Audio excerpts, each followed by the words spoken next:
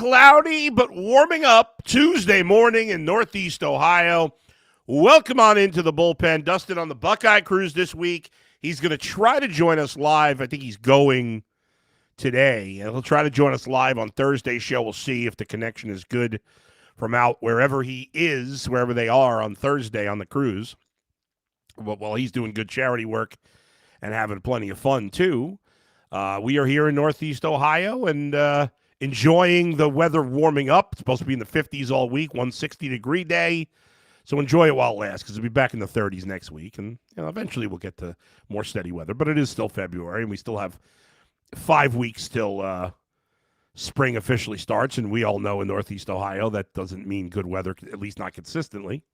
We turn the clocks in a few weeks, so things are looking up. Things are looking up for the Browns as well. They have they have hired a new defensive coordinator. We'll get to that. We'll look ahead to the Cavs in the second half of the season. And with spring training just getting underway, I'll give you some thoughts on the Cleveland Guardians as well.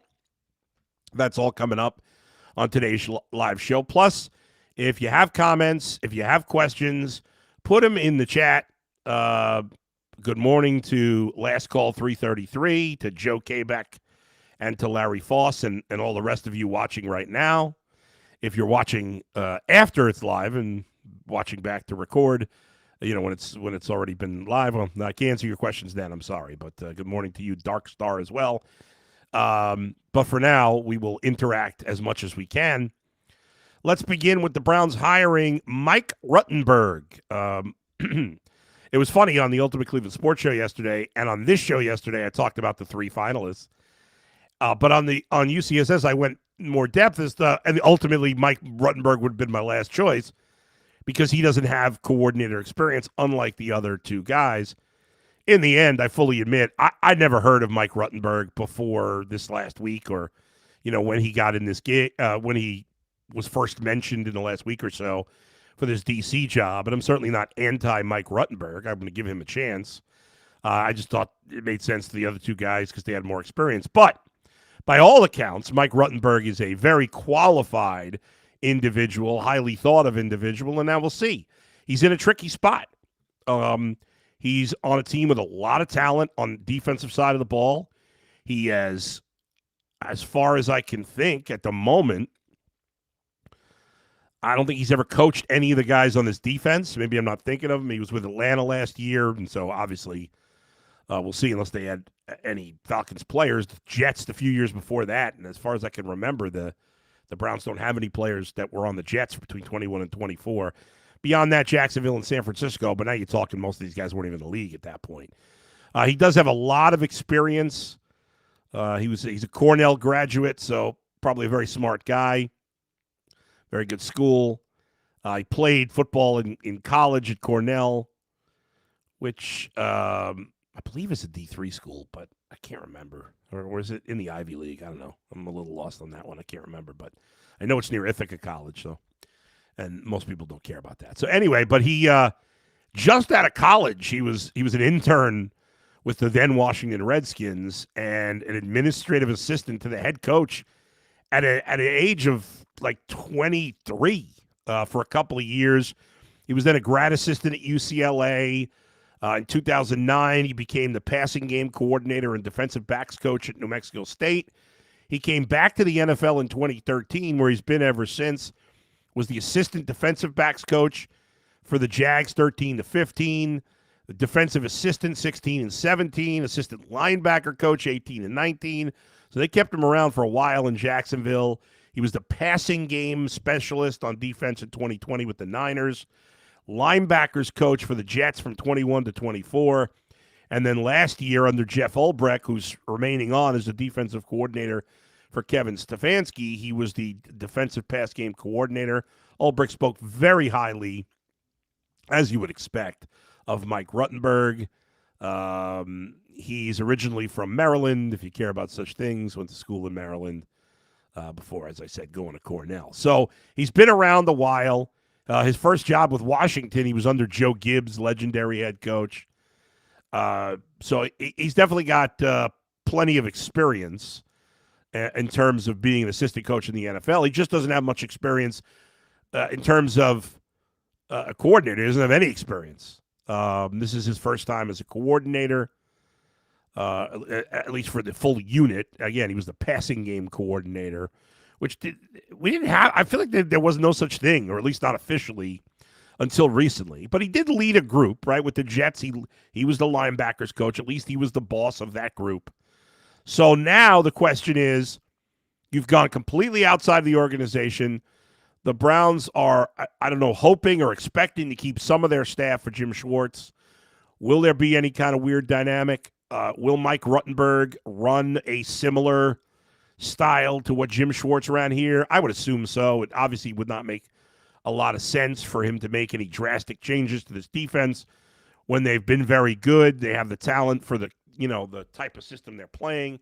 So I wouldn't expect Mike Rutenberg to do anything earth-shattering in terms of changes.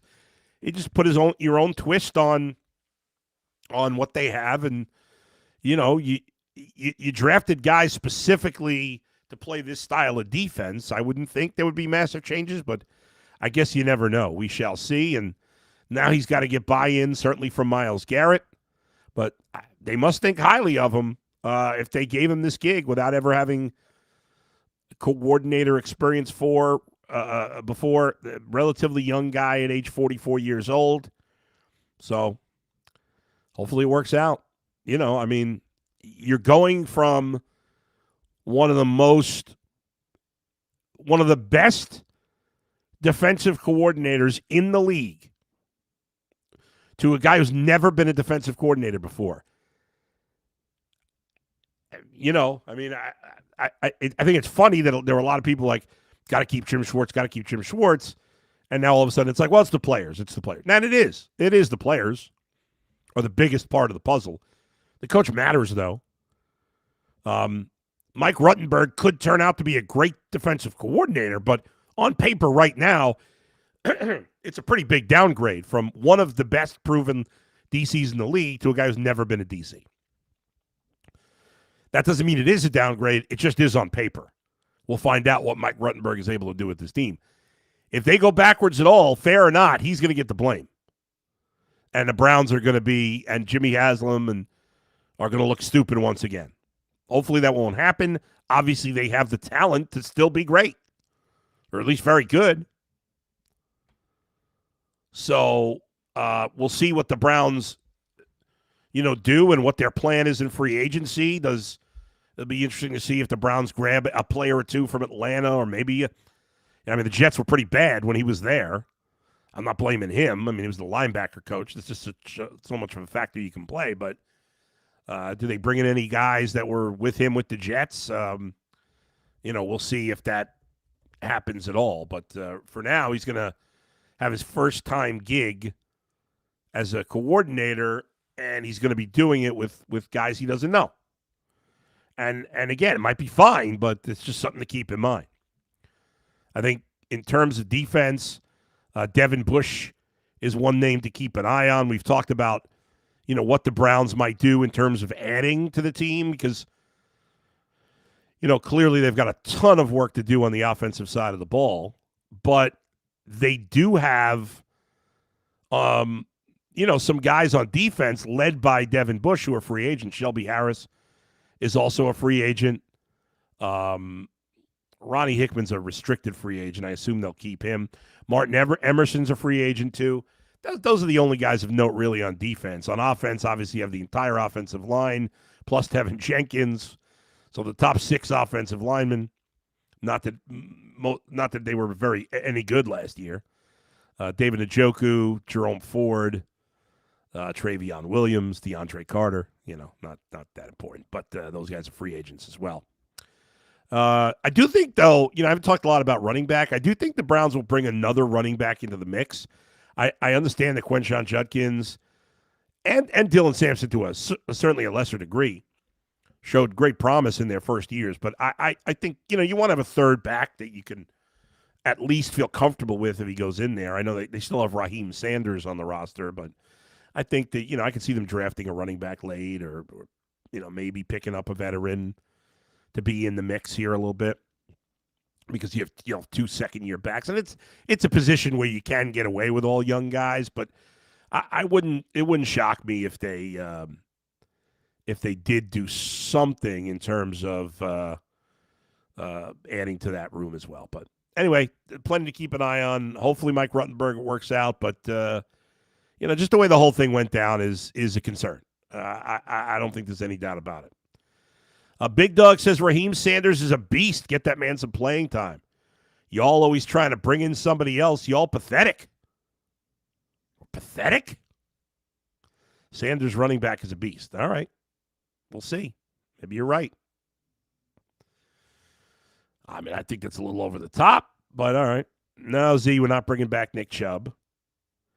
Football on the Boulevard says Rocket and Judkins are pretty solid. They are. I think Judkins, if he's healthy and they improve the offensive line, should have a big season. Joe K back. Is it that big of a deal if Emerson walks? No, it's not. But it's funny because 2 years ago we were talking about him as he was a great draft pick, and now we're okay with him just walking away. Karen Phillips, hey Bull, you are wise. Much love to you and your family. Thank you, Sammy, for the bull emojis. Good morning to Manuel and Big Dog as well, and Z, and everybody else this morning. I do think Dylan Sam. I like their backfield. I'm just saying you can always have another guy in the mix. But maybe Big Dog's right. Maybe we are pathetic for not considering Raheem Sanders as that third guy. Football on the Boulevard as well, saying good morning. Okay, the All-Star break is over in the NBA. There's 27 games left for the Cavaliers. As we head down the home stretch, I know we're all excited about what could possibly be with this team when it comes playoff time. And, there was, I heard Lima say this morning that Joe Varden was talking about how the Cavs were kind of a big buzz team at the NBA All-Star game that people were talking about because of the Harden trade. The Cavs have played 55 games, so 27 games left. They are a game. They're 7 back of Detroit for the top seed in the East. Seems unlikely that they'd catch Detroit, but you never know. And Detroit's still playing well. I mean, man, we knew Detroit would be better, but 40-13, pretty darn impressive. They have the best record, second best record in the NBA, best record in the East, only behind Oklahoma City at 42-14 overall. The Cavs game and a half behind Boston, 2 in the loss column, 1 back of the Knicks, 1 in the loss column. So they're right there. Toronto's 2 back of the Cavs, and Philly is 3.5, 3 in the loss column, back of the Cavs as well. So, if they don't play well, obviously they could still drop, but I think it's realistic that the Cavs could end up anywhere between 2 and 6. I'd be surprised at this point the way they've played, even before the trades, when they got Schroeder and Ellis and, of course, Harden. They had been playing better. And they're playing, I want to say, a third of their games the rest of the season are against teams that are tanking. Not that you couldn't lose any of those, but you're going to win 7 or 8 of those 9 games or so at least, if not all of them. So, the Cavs have are much more likely to be the 2 seed than the 6, in my opinion. I think they got a good shot to end up as the 2 seed. An interesting storyline in the East that's getting buzz is obviously the Celtics have had a tremendous season, considering they played the whole year without their best player, Jason Tatum, and there is rumblings that he could be back for the playoffs. How realistic that is, I don't know. We'll see. But obviously, if Jason Tatum could play at all, even at 75%, that makes the Celtics a far more dangerous team. So that'll be another storyline to keep an eye on. But right now, keeping an eye on the Cavs. They won 5 in a row before the All-Star break. The trades have kind of put some life into this team, or additional life. Like I said, they were playing better even before the trades. But they've this team has looked like a different team, another level of improvement. They're playing 2 really bad teams here Thursday. The break ends. The Cavs' first game is Thursday. And they'll play Brooklyn at home, and then they go to Charlotte the next day on Friday. So 2 obviously bad teams to start after the break. But after that, they've got a very tough and what I think is a great schedule, because they're games that you get some sort of feel for how really well they're playing and how they stack up against the other teams. Not that it necessarily matters when it comes to playoff time, but Sunday they'll be in Oklahoma City, and then a week from tonight they host the Knicks. Then they go to Milwaukee, go to Detroit, go to Brooklyn, Detroit at home, Celtics at home, Philly at home, and then at Orlando. So that's a fun stretch of games against mostly good teams. And then after that, so that's like the next, I don't know, 3 weeks, less than 3 weeks. After that, their schedule's pretty much awful. They have the Lakers, they have Golden State, they have Orlando, but outside of that, they have their final, I don't know, 17 games or so is mostly against bad teams. So if they come through this stretch after the next two where they're playing Oklahoma City, the Knicks, 2 games against Detroit, Boston, Philly, Orlando, that if they come through that in good shape, then they're in really good shape to win a ton of games. I mean, at this point, so they're 34-21. I mean, they'll win 50, sure. Can they win 55 still? Can they go 19-8? I mean, yeah. Could they still win 60?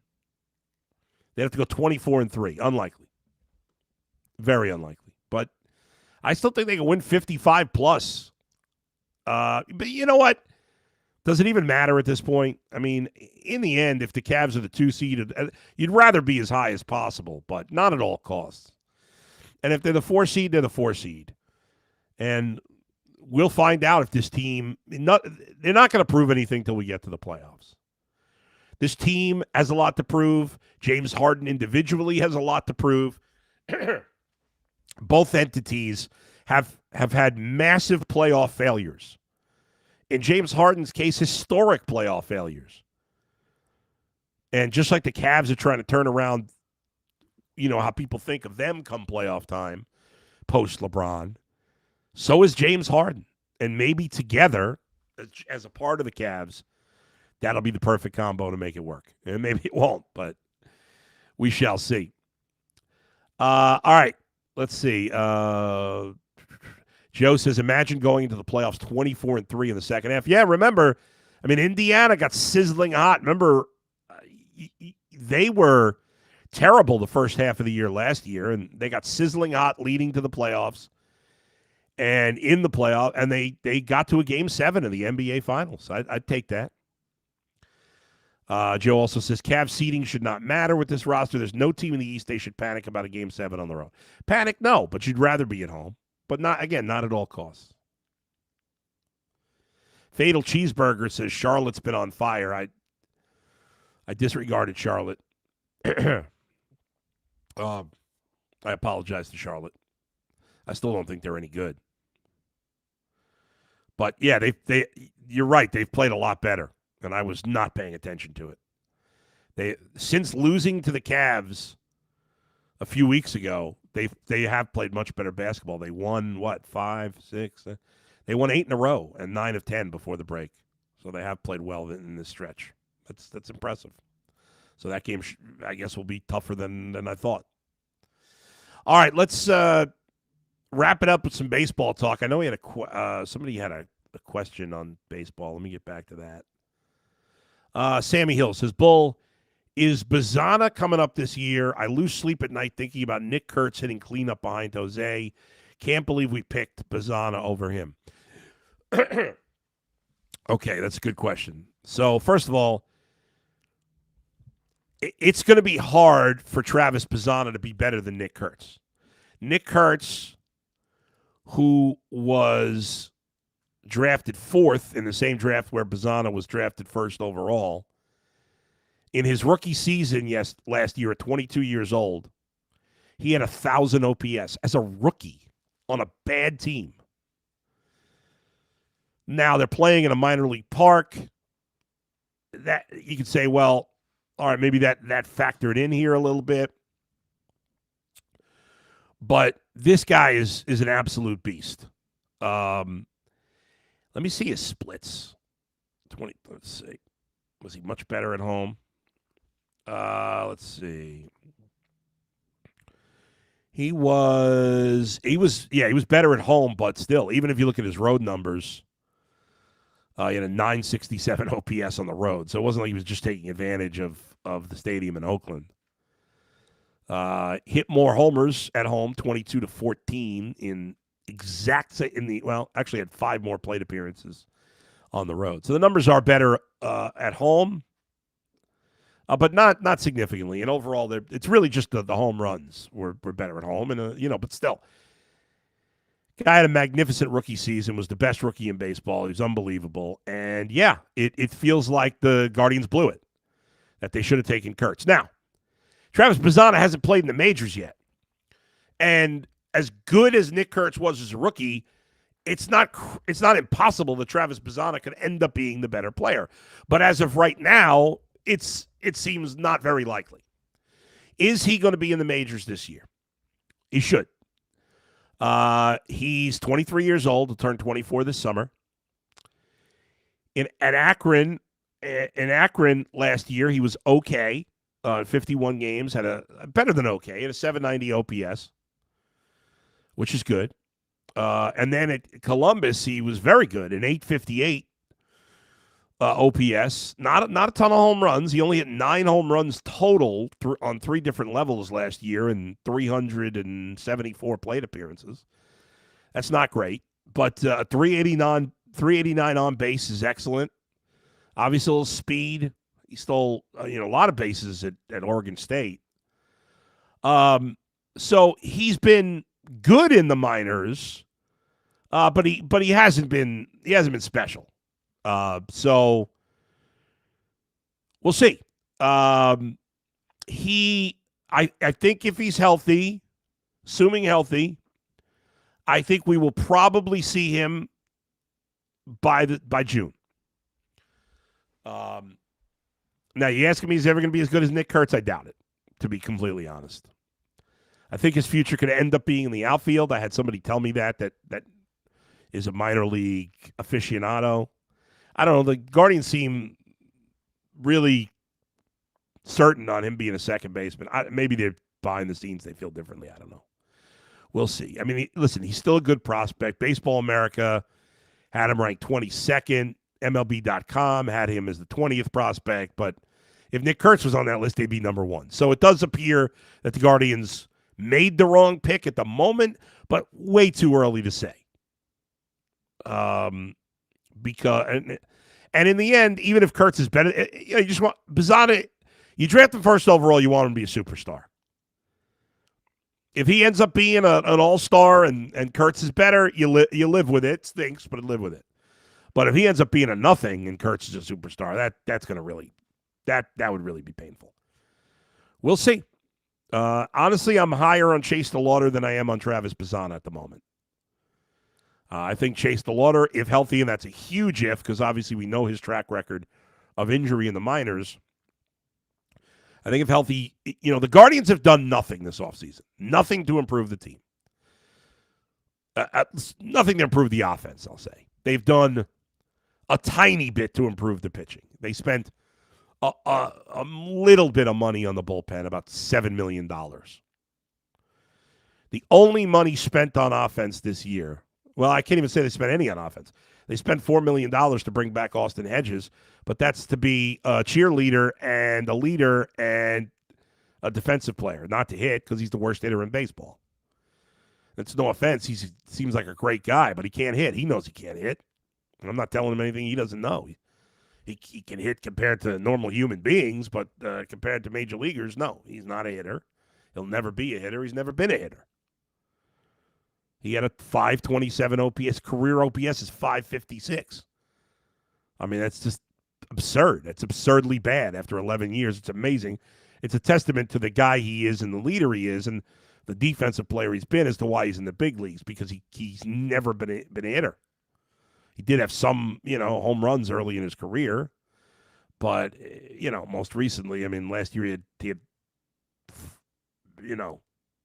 5 home runs and 180 plate appearances. And he batted a .161.